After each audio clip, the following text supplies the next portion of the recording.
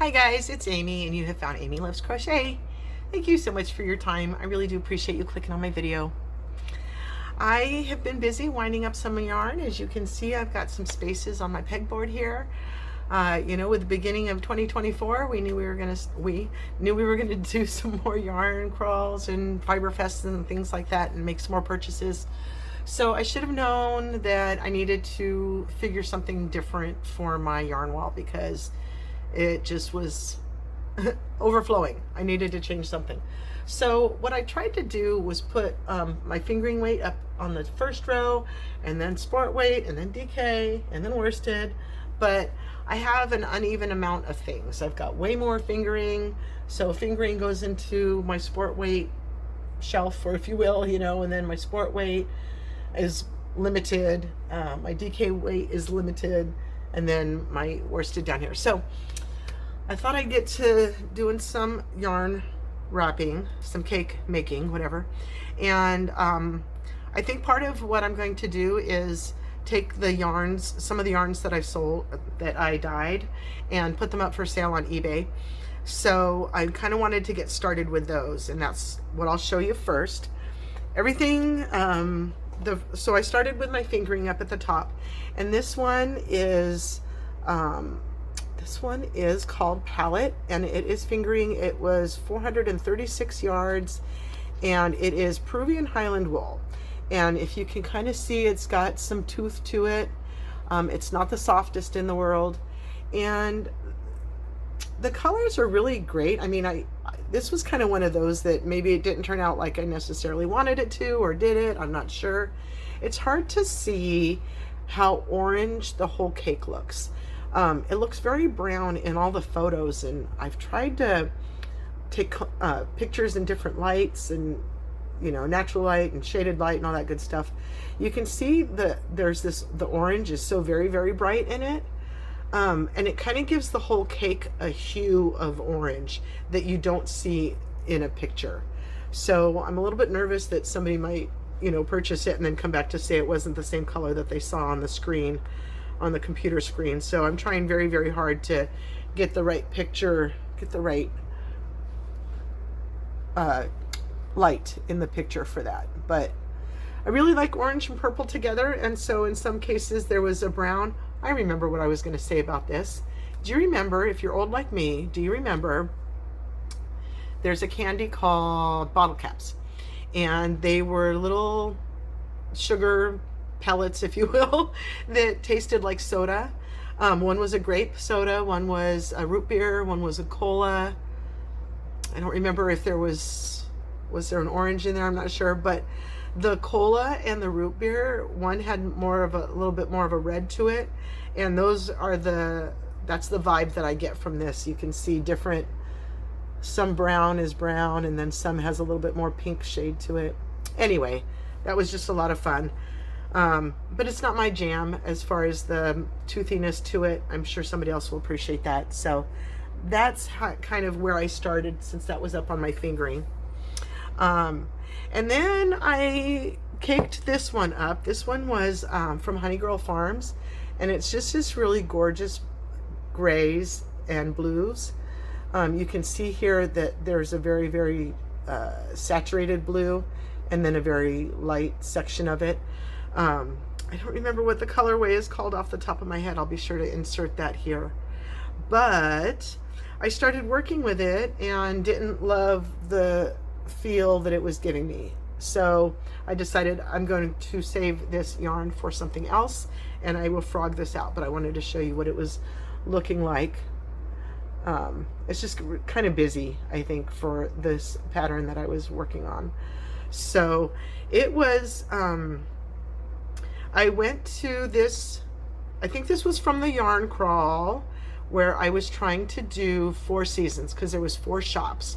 So I was trying to tell myself I was going to do a season from each shop, and this was winter because it was like rain. I don't know. Once I got home, it didn't, and it didn't work in my memory the way it did when I bought it or whatever. So I'll find something nice to do with that. The next fingering that I went ahead and wound up or caked up is this one here, and this one was from Earth Yarns, and it is a sock weight, so it is fingering, but it comes with some nylon. This one is 25 nylon and 75 superwash merino. So I really liked all the blues and the greens and the kind of brownish, it's a super dark green, and it kind of looks brownish in some places. And so they don't give colorways, they just give a number 2012. But so the project that I saw that I wanted to use this for was done in a solid color. It was a solid purple color. It was really pretty. And I thought that the blues and the greens would work out okay to make this project. And sometimes I'll save a project and not really look at what the stitches are. I just see that the finished project is nice and I want to make that. But in this case, it is kind of like a C to C that just does a chain one in the middle of that. Each of your blocks is like 4 double crochets. So one of them is a chain one, skip one, and excuse me. And as soon as I realized that it was just a C to C with a stitch missing, I lost interest very quickly, you can see. And I don't know if they just really blocked the HE double toothpicks out of it, but it to me did not look like C to C. And I'm not necessarily feeling like doing a C to C and then stretching it so far out of proportion. Anyway, I'll find something else to do with this. But so that was the last of the fingerings that I wound until my finished project. So I'll come back to that. So then, oh nope, this one's a fingering too. I always think this is a 2 weight because it says 2 ply right here. So my brain tells me it's a 2 weight, but it's not. It's a fingering. And it's by Miss Babs. And it's this really beautiful goldenrod color. It's coming out a little bit yellow on screen. There you go. That looks good, I guess. No, it's still a little bit more golden to me. But just a really nice, gorgeous, deep yellow color. Ooh, that's great. That's right there. That's what it looks like. And so I wanted to get that up into a ball or a cake because, again, when I have the inspiration to work on something, I don't always also have the time and space to make the cake out of it or to cake it up. So I try to have kind of a usable number of cakes available to me to start working on projects if I want to, because I know you're not supposed to, some people say you're not supposed to cake it up until you're going to use it, but whatever. Okay, so I did this one too, and I look forward to using this color because it's a really, really gorgeous color. So then the next 2 are ones that I dyed. First, I will show you this one. It is a merino wool. It is not a superwash merino. And so I feel that immediately. When I was buying the bare yarns, I just kind of wanted to buy different bases so I could get really the best experience of different, to see how the different bases worked out and whatever, and whatnot. So this one, I really wanted to get much more saturated than this. This is kind of looking like a light blue. It's weird in picture, but so when it comes from the factory or whatever, and it's in hank form, there are small ties on it to keep it in place. Those ties dyed the color that I wanted. So it was really frustrating to see that the yarn itself didn't take to the dye the same way those little strips did. It might have been cotton, I don't know, but it's a really beautiful blue nonetheless. It's got a really nice twist to it, as you can see here. It is, I think it's 246 yards of DK. Very nice, very, very nice. In comparison, this is the sister DK weight that is also 246 yards, but this is superwash merino. Let me double check that before I lie to you. Yes, 100% superwash merino. And this one was my favorite to dye. It is, it's got some areas that are very saturated red, and then some lighter red, and then some white. It's not pink at all. It's all of it is red. So I like that very much. Kind of candy cane maybe, but just way more red and not in stripes like that. So I couldn't decide whether I wanted to use this one or sell this one. I might keep this one because, again, it was my favorite base, and it took to the color exactly where I put the color. It kept it, it absorbed it, and none of it leached. This was my favorite dyeing experience, I think. But so you can see, I don't know if I was a little bit looser on this one, if the yarn is just a little bit bigger, but they're both DK. You can see.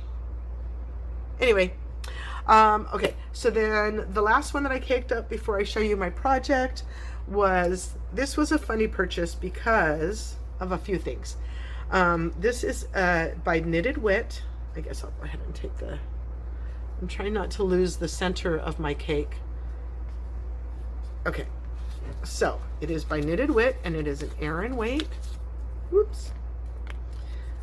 As you can see here, which is like worsted.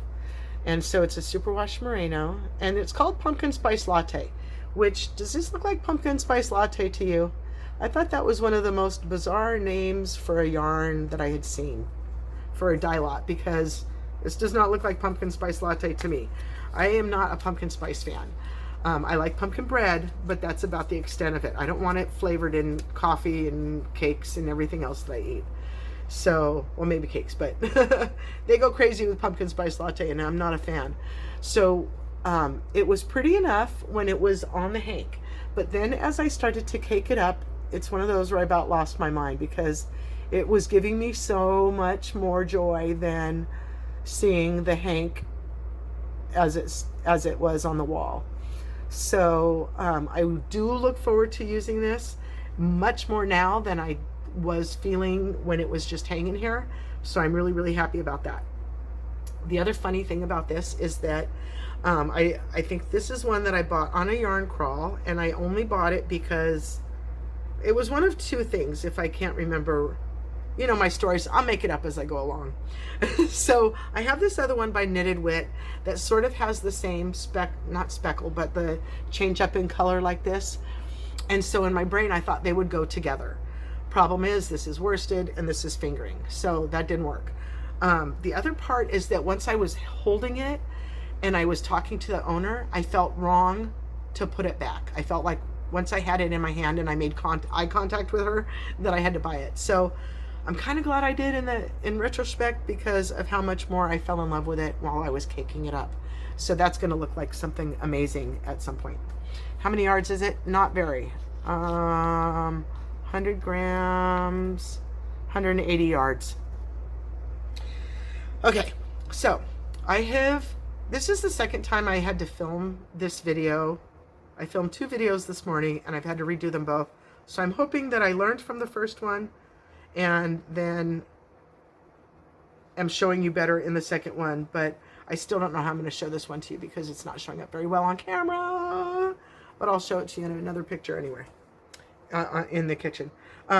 Okay, so as it was here, I'll show you the hank that I, you know, our eyeballs saw it in the store and on my pegboard, and here is what it looks like in my project.